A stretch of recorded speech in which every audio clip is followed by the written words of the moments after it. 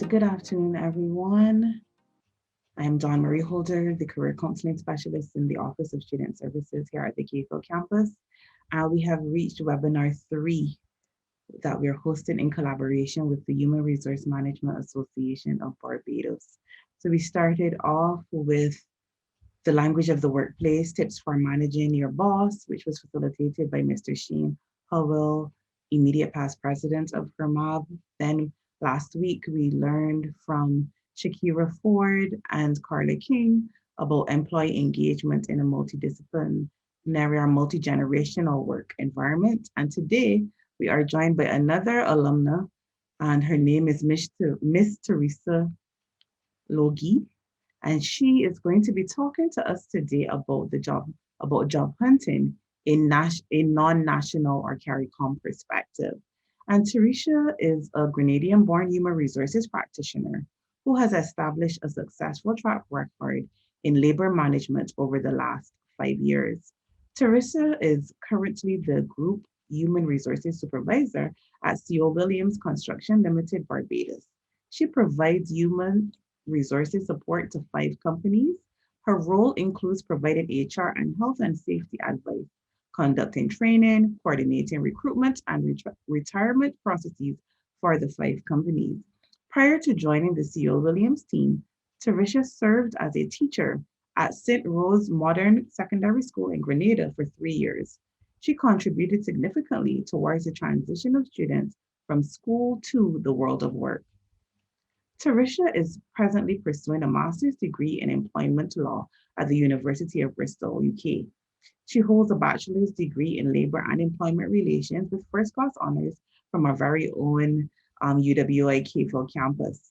She was also awarded the Ellsworth Young Prize for the most outstanding student in labor and employment relations in 2015.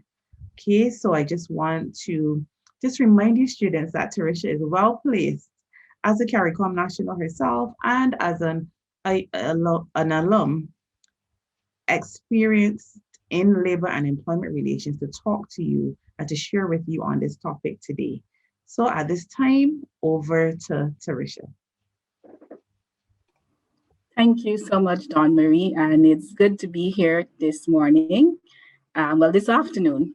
I know we can't meet in person due to circumstances, but I'm very happy to be part of this initiative.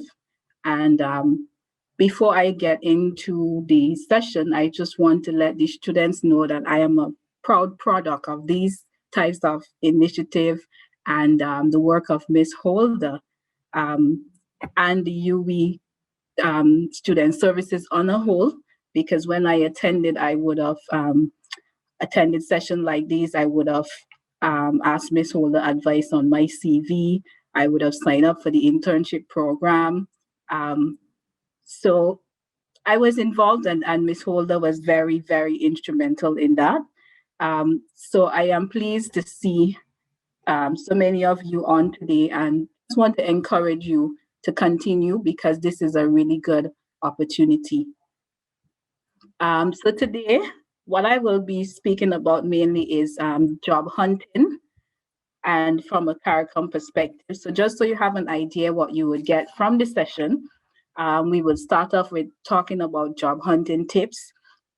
And I will try my best to give you practical tips, some unconventional, and then we would go into job hunting from a CARICOM perspective, but not to limit you to CARICOM countries, but also that you can take the same approach on an international basis. I'm going to try as much as possible. Like I said, it's going to be a talk. I like to keep things, open, and I'm very open to your questions. I know I got some prior to these sessions, so I would respond to those. Feel free to drop any question in the chat box section or the question and answer section. You can do that. If I can't answer, I'll tell you straight I don't know it, but hopefully I can help. So that's basically how we're going to go today. So we can begin. So it's a pandemic, and I'm not sure what level or so you are in your studies, but I'm sure one of the major questions that is on most of your minds are how and where will I find a job during and after the pandemic? And like that character on the screen, you're probably wondering what's going to happen, because COVID has uprooted everyone. And generally, we're continuously just seeing unemployment statistics in the news. And we're wondering, as young people, how can I navigate? How can I find jobs? It is a relevant question, but it should not be one that scare you away from job hunting. Yes, it will require some more and different strategies than you have ever done before, but it is all what I like to say doable. And that's what we're going to start by going through. So in terms of job hunting, and not just during the pandemic, but after, one of the first job hunting tips I would like to share with you is to follow companies' social media platforms. And what do I mean by that? Companies generally has their Facebook pages, LinkedIn pages, Instagram profiles. Follow the actual company. So for example, if you're looking at the Goddard's group, and I'm just using random example, you can follow all the handles on their social media. And why am I saying this? Because companies use their websites and their social media platforms to advertise vacancies as well, whether it be for internships. All of the initiatives are generally posted there. And more, what we're seeing with the trend due to COVID, and of course with cuts and companies facing losses, you do have cuts in terms of, well, it usually comes in terms of labor and anything surrounding human resources. So a lot of companies now are not necessarily using the conventional newspaper ads because those are costly. And they are putting those vacancies on their company websites and so on. And it also helps the company to see, who's really interested in them, because obviously you'll have to be following them to know that they have posted that information on their site. So that's one of the ways to follow, right? I know social media is trending, and the same way we follow, whether it be the restaurants or the celebrities and so, you can follow workplaces. If you have any companies in mind that, you might say, I always wanted to work with Deloitte, follow Deloitte. And don't just follow Deloitte Barbados, also follow Deloitte, the actual global institution, because some vacancies may not be for the Caribbean, but you may be interested in that, and we'll speak a little bit more about that as well. So that's one way, follow the companies on their social media platform. The second one, very unconventional, follow hashtags. Yes, I said hashtags, because companies and professionals are trending with hashtags. If you look at some of the postings on Facebook or LinkedIn, when persons post articles, when person posts a vacancy, you might see hashtag jobs in tech, hashtag jobs in science, hashtag in HR professionals. So you can actually just search a hashtag, and that would take you to every post that somebody used the hashtag for. And I'm sure I'm sure all of you are familiar with hashtag. So that's one way. Just try it. Just go in LinkedIn, search HR jobs, and you'll be amazed of jobs that you would see coming up. And you can take it from there and apply from there. So like I said, not a very conventional way, but it is a trending way. And I've seen it increasing more so on LinkedIn. A couple of years ago, hashtag was not a big thing on LinkedIn, but LinkedIn has moved to stories and live and hashtags now. So just put in whatever field that you may be interested in, and don't limit yourself. It has various fields that are using this trend. So whether it be the environment, and you're into environmental conservation and those types of area, or renewable energy, science, anything like that. Check out the hashtags. The next one I would say is networking and referrals. And networking, let it be meaningful. So that means not just sending a LinkedIn connection to someone, but actually keeping connected to persons aligned with the professions that you may be seeking to go to. Because I think you would have had earlier sessions with persons like Brittany, and you were encouraged not just to look for a job, but align it in terms of your career goal. So network with professionals in your line of career. And it doesn't matter at what stage you're at in your career. Some of you may just be looking to graduate and you don't have experience yet. Some of you may have had experience before university. At whatever level you are, there's always something to learn. And it's always good to network with professionals. And I started by saying LinkedIn and social media because I am thinking about what is going on in the world with COVID and so on, and how all events and so are virtual now. However, at some point you would start seeing more events that are face-to-face, where you have actual activities. And network doesn't include just the professional, but the professional organizations. Follow places like HRMAB, but not just HRMAB. Usually every profession sort of have a institution, a body that governs it. So whether you're into like land surveying, you're into science, if you're into engineering, there's usually like, Institute of Engineer, whatever it is, you look for that body and try to follow that, follow their social media handle, follow persons that are in that institution, you network with them. And you do it meaningfully. Like I said, you follow, they may post advice and you can reach out to them as well. Of course, you always do so politely, let them know that you're just looking for advice in this area. And networking has really, really helped me and helped me to navigate working, moving to another country like Barbados and then working with a regional company. Networking has really helped me. Believe it or not, network with your peers and start now. And I will tell you why. Because your peers, the persons you sit next to in class, well, no longer sitting directly to, but the person you're on all these online classes with would be the person that you meet in the workplace. Nicholas and I sat in class together and we're still, we still have a friendship, and both professionals. And there's a lot of other persons on HRMAP and other associations that I met through things like UE. So network with your own peers and your lecturers. One lecturer said one time to us in a class that the student will soon be the person giving him a job, and we laughed.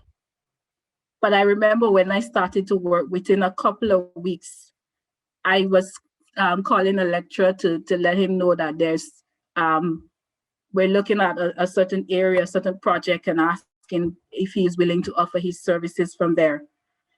So, it's important to network, and you may take it lightly, but you may be surprised that that person you sat next to in human resource management class, when you go for that first interview, that person is the HR officer or so. So it's always important to keep professional, respectable relationship with persons, because as the older folks say, you don't know where you would go and who you would meet.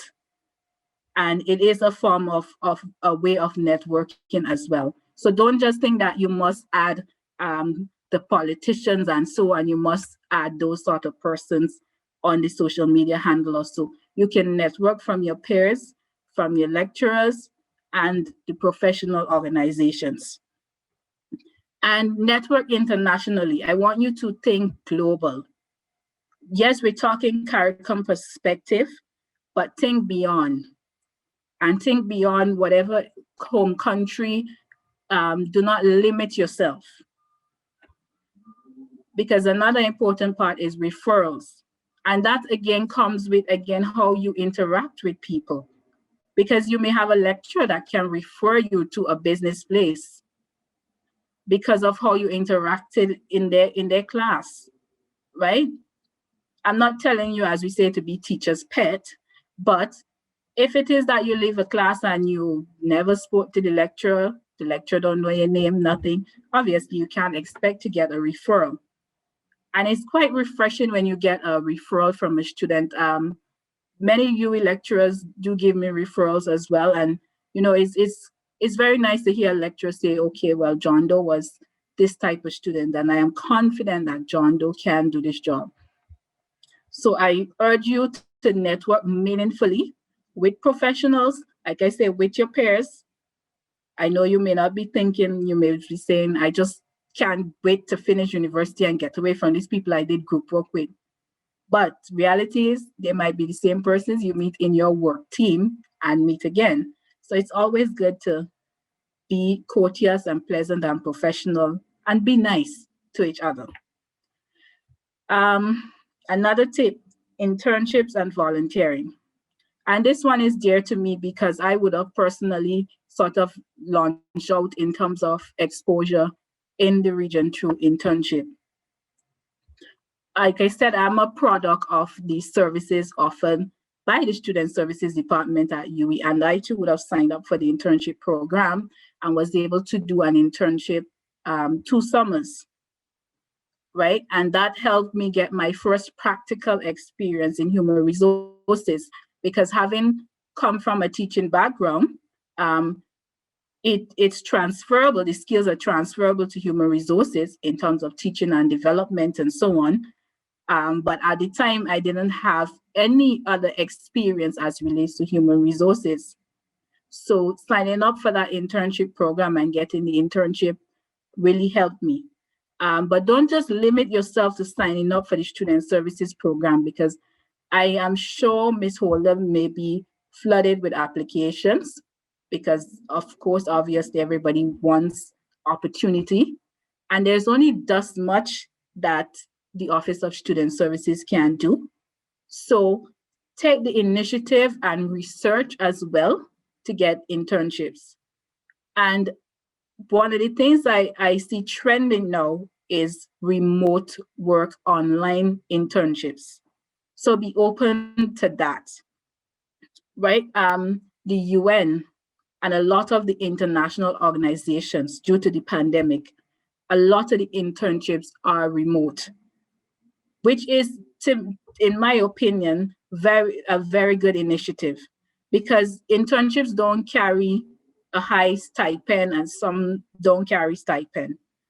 And again, from a practical perspective, because I'm speaking to you from real life experience, if you are a non-national, it can be challenging to remain in Barbados to do an internship for a long period of time in the summer or when you finish your degree, because it's not a fully paid job, and the cost of living here, you have to take that into consideration because you have to pay rent and so a remote opportunity is even better if you're able to do it from home, that you can save that sort of money and help you to transition whether you're wishing to move from another country or so. So look for remote internship and volunteering opportunities.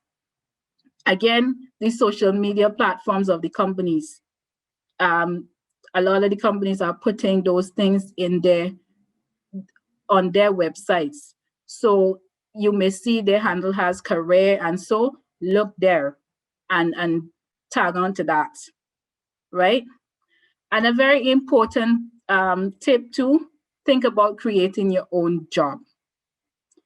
Yes, the reality is there would not be enough job for everybody out there to get a job. But we also have to think with the mindset of creating our own jobs. And I know you might say, well, what is Miss Logie speaking about? I am just graduating university. I'm fresh out of university. I'm broke. I have student loans. How can I start my own job? Of course, everything requires some form of finance. And you You would have challenges. You can start small if you're into education per se, and you can start online tutoring with education, right? You might be thinking, well, oh, how am I getting a teaching job at this time? Why not be a teacher directly?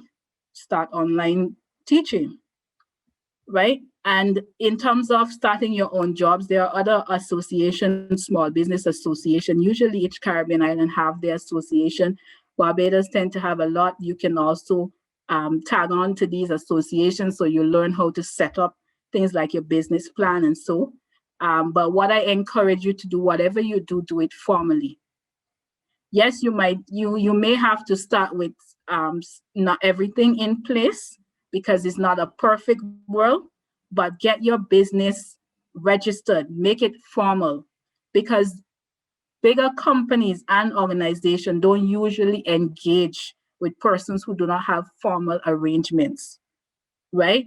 And I'm telling you this because um, in the industry that I work and looking at it, even when you see persons trying to get certain jobs with international organizations, they may be able to do the job, but they don't get past the bidding process because their business is not set up properly. They don't have all the due diligence in place. So if you're going to set up your business, be sure to make it formal, get the advice in terms of registering the business and whatever it is you need. If you're going to do it in terms of the regional, international, find out about payment arrangements and so. And don't sell yourself short. Sometimes we get the imposter syndrome, and so you've earned that degree, you've worked for it, you have something to offer.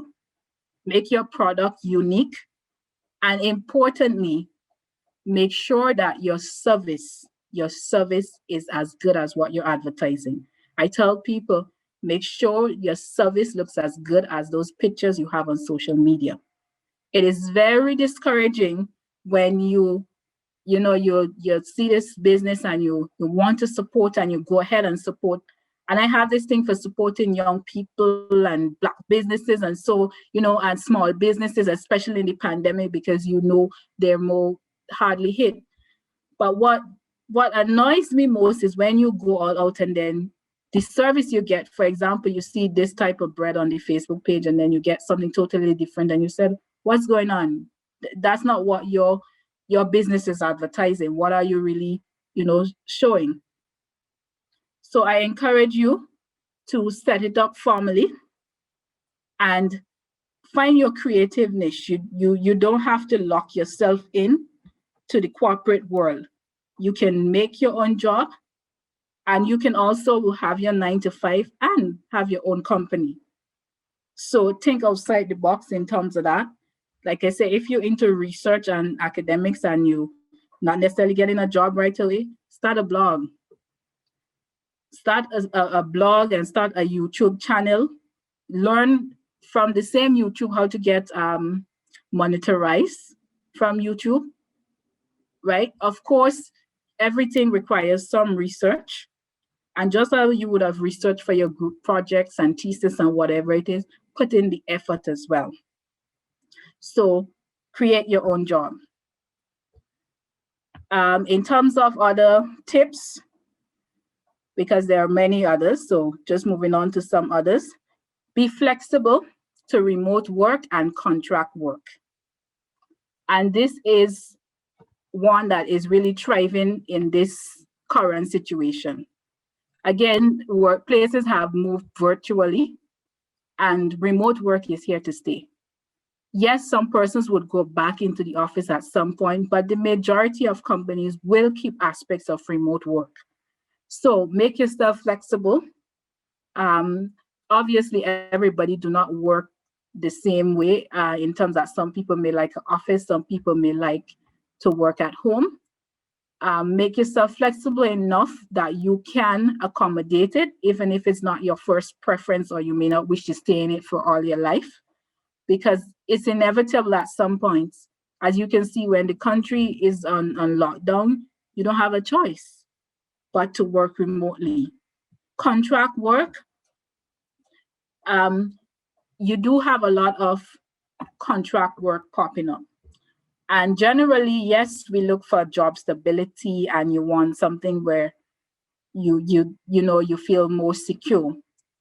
But I generally tell persons nobody is fully secure in a job, because even myself as HR, I could get fired. I mean, I laugh with my colleagues all the time and say I don't know the day I would write my termination paper. But the reality is, unless you own that company, you're not as secure as you think you are. And you may have to start with contract work. And there's nothing wrong with doing contract work. Some of the bigger organizations in the world with the high paying jobs, they do a lot of contract work. And it do come with certain benefits as well. It would help you to get experience and exposure. So depends on the industry as well. Contract work is quite suitable. For example, in the UK, the gig economy is a big deal now, and you have a lot of contract work. I was amazed to sit in a class, and one of my professors is a judge, and he is, a gig worker. He's working on contract for the university. And now this is somebody that sits like on the Supreme Court, right? So there's nothing that limits you from having 3 and 4 contract with other persons. And as Nicholas is saying in the chat, the UN and the IADB, they do a lot of contract work, and very much so. So be open to it, because I know sometimes the mentality that we have and what we may have learned growing up is you have to get a job that will secure you till you're ready to retire, right? The next one is online job search. So use LinkedIn. If you don't have a LinkedIn profile, set it up and try and keep it up to date. And don't just join LinkedIn to add persons. Try to post content and follow content. Just yesterday, I had a conversation with a colleague who is a manager at a company in France. And she would have migrated from Grenada to Barbados, then from Barbados to France. And she's now heading a department there in a tech company. And she was just telling me in terms of recruiting, she said, I don't look at the CV first anymore. And I laugh because I tell her, I do the same thing. She said, I go to the person's LinkedIn profile first. And I looked at what are they following, what are they posting, what are they doing, what are they hashtagging. I mean, she's into the tech industry. So she's looking at those things. And that comes to one of the points that I'm going to touch on terms of your CV. But she made a point she don't go to CV first. She is overwhelmed by constantly seeing CVs and just a PDF CV. So she looks for things that would stand out. So your LinkedIn profile, your social media profile is important. Keep it up to date, keep it professional. The next thing, research your industry and trends. You would have all been part of some form of your study that looked at maybe career, maybe your interests.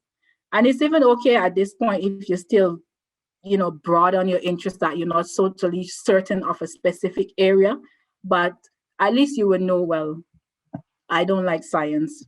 I like this, whatever it is that you like, research the industry and the trends. Look at the trend, and that would guide you of where to go. For example, HR now, you're looking at being agile, being very tech savvy, right? And that goes hand in hand with the trend and the country. Look at the countries that are thriving in the industries that you wish to work. For example, if you're into gas and energy, you may say, well, okay, I want to work somewhere in the Caribbean, but Trinidad might be best. And you have to know if you're able to deal with not just working in the country, but the social, the political environment, right? For example, I love Trinidadians, I love Trini food, and I've traveled to Trinidad for work and so, and I've told them, it don't matter what you pay me, I don't want to go back. And it's because I can't deal with the anxiety that I get when I'm in the environment. I'm very on edge and, oh Lord, am I going to get kidnapped, that kind of thing. So I know personally I will not move there, right? But if you know that you can deal with that and you want to move there, or again, you might look for some other country, you might say, well, agriculture, I find Jamaica is more into the exporting and factories and so, and you want to move there. If you're into chemistry, biochemists and so, you might say, okay, well, right here in Barbados, you do have a lot of manufacturing going on. So it's a good place for me to settle and look for a job, right? So look at what countries are thriving. For example, Grenadians who are into biochemistry. And so I strongly encourage you look outside the region because Grenada don't have much manufacturing companies. So if you're going to go back home, unless you're comfortable getting into something like teaching, then that's fine. But if not, broaden your perspective and start looking for companies where your skill and that studies can actually be used. The next thing is to upskill yourself. And you would already have a lot going on with your studies and so I'm not telling you go climb a mountain and all of that. But with the trends and industry movement, you're usually required to, upgrade your skills. Even when you do get into your profession, it is advisable that on a yearly basis, or even less than that, try to learn something, upskill yourself. So I was on upskilling yourself, upgrading your skills that you can survive in this workplace. And I want to say generally across whatever discipline you're in, because sometimes you might think that, oh, well, I'm into science. I just want to work in some lab and so on, and I don't need to know all of this. No, it's relevant that you upskill as well and you keep abreast with the technology, whatever it is in your industry, and know the basics as well. Right? One of the major concerns that you get, and I hear it from my colleagues throughout the workplace, is students not being able to transfer their skills that they learn, right? And I find most of the times it's not that the student don't know, it's just not knowing how. Because when you come into the workplace, I may tell you to do some form of report that includes something in PDF form, and not PDF, sorry, but Excel. And that person might freeze, or they send me the Excel and I see, okay, well, the cells are not even arranged in alphabetical order. And I was stop and say, but you know how to do this. I know you've had at least one assignment where you have done something in Excel. Or if you don't know, Google is your best friend. Practically what you have done in school, where you would research as well, how do I use this, how do I use that. So don't think that if you're not in a particular industry, you don't need to upskill yourself. You need to as well, right? It's important that you learn the technology. Even in the construction industry where I am, this myth of, oh, well, I'm just a carpenter, I don't need to know that anymore. No, the world, the trend is changing, right? And as you upgrade, you update your CV. It's important that you keep your CV up to date, and that CV is your powerful weapon. You have the services of person like Dawn Marie, get that service. If you have any linked with HR professionals or anybody you network with, reach out to persons. If after this session you want to reach out, you can find me on LinkedIn. I just ask that you reach out early. Don't try to try not to be last minute. I'm very busy with time and so, but I try my best. Reach out to persons, you get advice on your CV, and feel free to go beyond just your CV, right? Do a video presentation. Some persons on their LinkedIn, they have a video presentation. I see some persons send an invitation now and they have a sort of recording and short video, right? And again, you can reach out in those ways to employers, but be cautious. It is not a beauty pageant or so. So don't go do a whole runway walk and send that to an HR person. That may get, it may turn them off. right? So update your CV, and I don't want to go too much in depth of the CV writing and so, because I'm sure you must have had sessions on that, and you get advice from Dawn Marie. So I want to keep it on a different side today. But like I say, you can always reach out if you feel that you need any assistance there. And one that's not mentioned here, apply. Apply for the job. You actually have to apply for the job. What I find is that a lot of young graduates and so, you overthink it too much. Oh, well, they said they want 5 years experience and I don't have that. Or they want a master's degree and I only have a bachelor's. I encourage you, apply.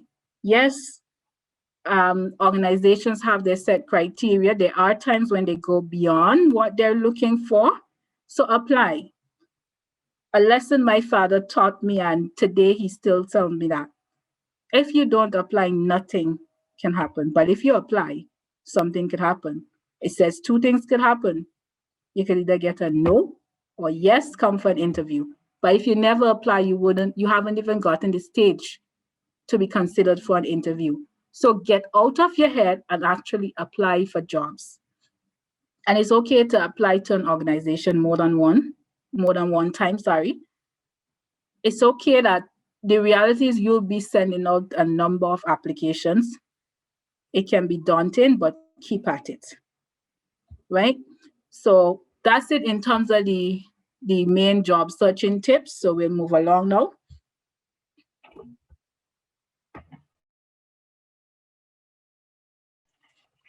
I don't see any questions per se, so we'll just move along. Now, if you're thinking of working in the Caribbean as a CARICOM skilled national, under the CARICOM Free Movement Skilled Persons Act, it allows professionals to work freely within a Caribbean member state. And theoretically, it sounds like that, and you may think, okay, as soon as I graduate, I just go and work in Barbados. It's not a difficult process, but it's not just show your degree at the immigration department when you come into the airport, right? So under the treaty, CARICOM member states that are part of that agreement can work freely in another country that they satisfy the requirement for CARICOM skill certificate. And the next slide just shows you some of the countries that are part of CARICOM. In case you're wondering, what are the countries that you can move to when you have that qualification.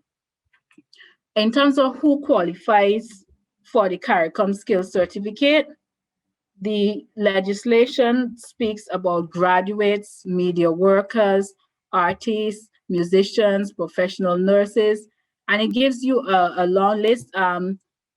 Even as recent, there has been an update to include persons who hold technical and vocational qualification in terms of being able to move as a skilled person under the CARICOM Free Movement Act.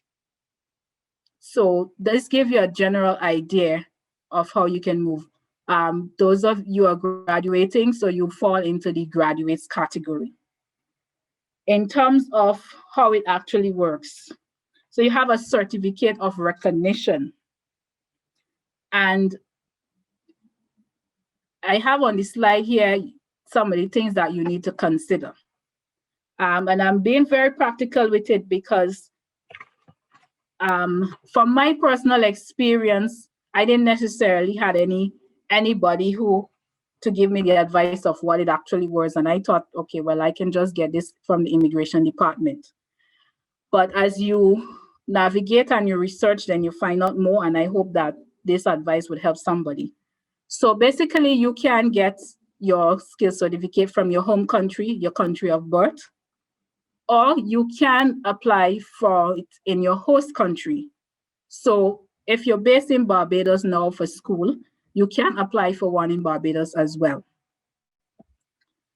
Or you can decide to apply for one back home from Trinidad, wherever you are.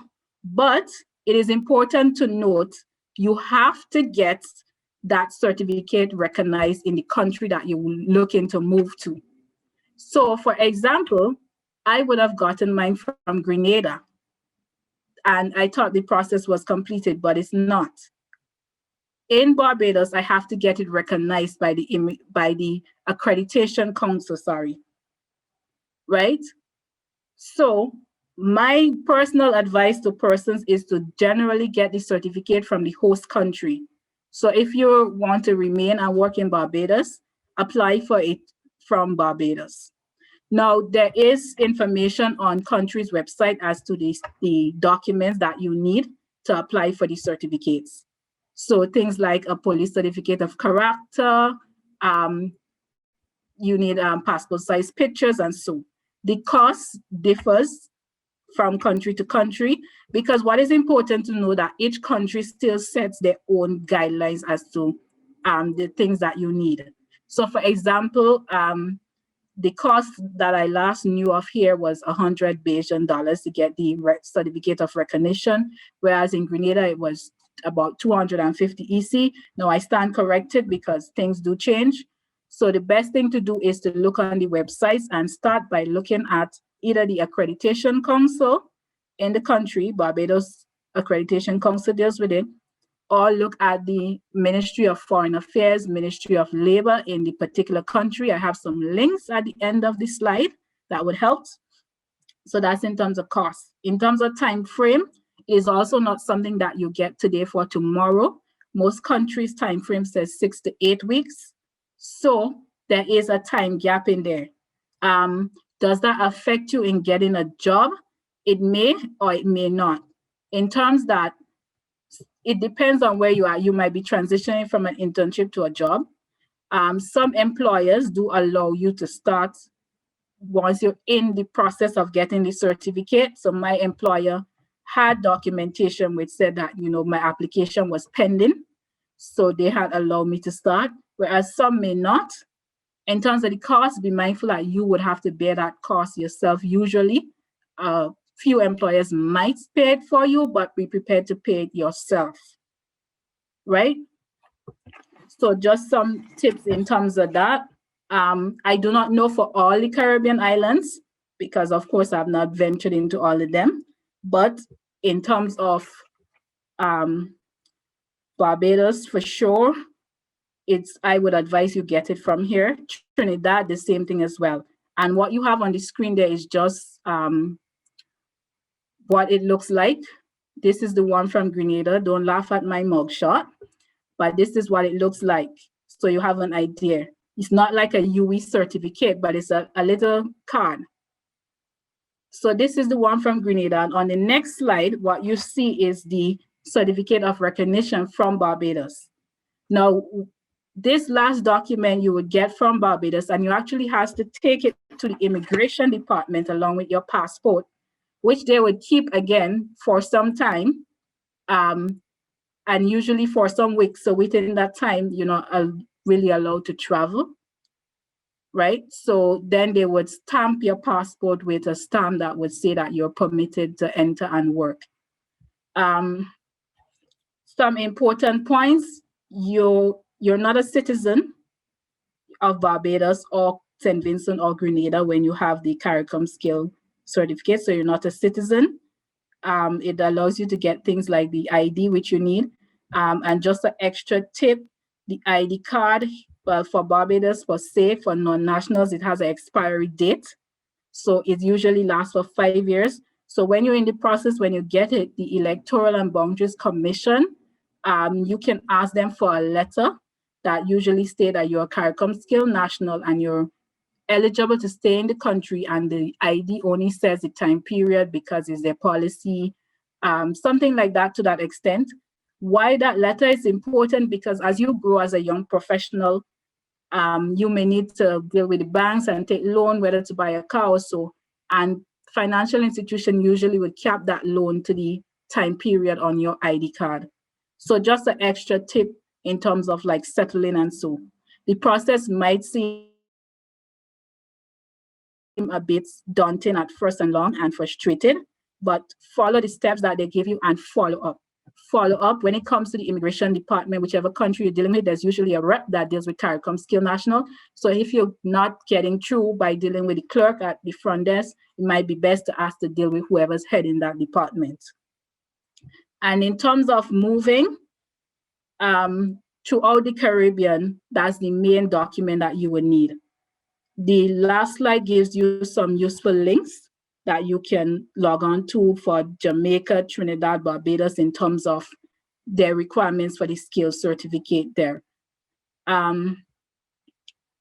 I think that is basically it in terms of the skills certificate. We had a little cutout there with the internet. So I want to give you some time for questions before we have to wrap up. So I see one in the chat here. If you have received a CARICOM skills certificate and you're applying for a job in another CARICOM country, do you put that in your curriculum vitae? Yes, I recommend you put it in your curriculum vitae because it also gives the employer a sort of level of comfort that you have the necessary documentation already. Under, the person is asking where you can list it under like certificates, put a special category in your CV that say certificate and put CARICOM skill certificate, right? And if you don't, you bring it up in the interview as well. You can mention it in the interview so that they understand that you're able and willing and ready and have the proper documentation. There were some questions that I received preview to the session. So I would just want to go into them. So I'm just looking down at it now. So the first one said, in light of COVID-19, how should you approach job hunting? It goes back to what I said in the start. I recommend you approach it in the unconventional way and you be aggressive in terms that you go after the jobs you want, because with, again, increasing unemployment, jobs are not really coming to you. So my biggest advice in terms of this area is to keep abreast with social media and trends. So use the hashtags and the handles, and so don't be afraid to call companies and to follow up as well. Follow up is important, but please don't follow up every 2 weeks. I personally, it annoys me as an HR person, and I've seen people lost their chance with a job because honestly, if you're going to call me every week, I feel like if I hire you, you're going to be, annoying me every week like that. So give it some time when you're following up. Maybe 2 weeks in the first instance, based on the answer they tell you, they might tell you call back within a certain time then, but don't follow up every 2 days or so. The next question, how did you establish yourself seeing that you're a CARICOM national, especially if you're working outside your home country? In terms of establishing myself, I really, like I said, I'm a product of this. Internships, I looked into that. I would have started researching since before I finished my degree, and more so when I had more time after my degree of places and so on in terms of working in the Caribbean and organizations. So I started to follow, organizations in my area of study. And in terms of Barbados, I would have looked into applying for, in the private sector, companies that were regional. And that's just my personal tip to you. Yes, you will see jobs in the public sector and government, but usually there is, how should I say, rules in terms of going outside for hiring a non-national to work in, some sort of governmental position or so. So it's always harder to get jobs in those areas. So look for regional international companies. A lot of those companies have diversity and inclusion initiatives. So they are more so open and welcome to non-nationals and so on. And also because they're regional based, it may help you that you may get assignment back home, wherever is your home country as well. So I'm not saying that you shouldn't apply to government in your home country, or if you have some form of means of network within like Barbados, so that you think you might get you. My personal advice from experience would be to apply to the regional companies, the big companies, And I'm sure you'll meet a lot of those in the job fair that the university usually have, but there are others also go beyond those. The next question say, what technique could be used to enhance your opportunities when looking for work? Making yourself stand out, because everybody's going to come with a degree or so. So make yourself stand out. Like I say, you could do that short video in terms of not just sending a usual paper CV.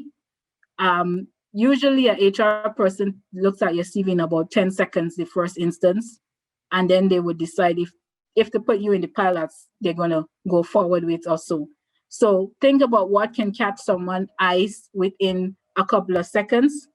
Again, your social media platforms, use it meaningfully. And if you have a business as well, use it meaningfully in terms of that, in terms of techniques there for helping you to find work.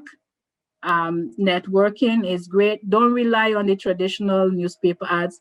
Facebook, look at the Facebook groups where they post jobs. And so there is Caribbean jobs and a lot of other search engine sites. And don't limit yourself. Look at Glassdoor and Indeed and all of the international ones as well. And what I find on LinkedIn, there is you can turn on your notification for recommendation of jobs. You can either turn it on for a specific company, a specific location, and those are great. That every time that organization or a job in that area is posted, you would get a notification and you would be able to apply. So, most of the international organizations, their vacancies are very short-lived. So be sure to check it out and apply. And you have the job fair. It's virtual, but make sure you be a part of it. Be ready, be prepared, and market yourself and get yourself to a point where you're prepared for even an on-the-spot interview, whether it be virtually or via the telephone. Is there any other questions? More questions? But like I said, if you have anything beyond this session that you feel that you want to reach out for, you can always reach me on LinkedIn. And I'm sure you can reach any of the HRMAB members, and Nicholas is very resourceful as well. I hope you benefited from the presentation. I am not an expert in immigration law, so I may not be able to help if you have further questions directly there. But of course, any question, anything that you feel you need to reach out to after, you're free to do that as well. So I don't know if Nicholas or Dawn Marie has anything further to add. And nothing on my end, Terrisha, but thank you for presenting, and thank you for giving your perspective on this. I thought this would have been a very insightful and helpful webinar, especially for you, as we obviously don't just cater to Barbadians. So thanks again. Good afternoon again, everyone. I just want to say thank you to Terrisha for a very informative session. And, you know, I just want you to remember that you've been provided with a set of activities, a set of resources that you can use. You've been able to see what the skill certificate might look like. And there are some useful tips that you gained as it relates to things to consider, whether that in terms of settling in once you get your skill certificate within the particular jurisdiction that you are interested in working. And again, I just want to say thank you to Terrisha, thank you to Nicholas, who's been with us every week, who's worked very closely with me to make sure that we provide some seminars that are useful, they're topical, and not just help to prepare you in terms of resumes and interviews, but what are some things that you want to consider in making that transition from student to employee or, you know, entrepreneur. So we just want to thank you for your time. Thank you for your feedback.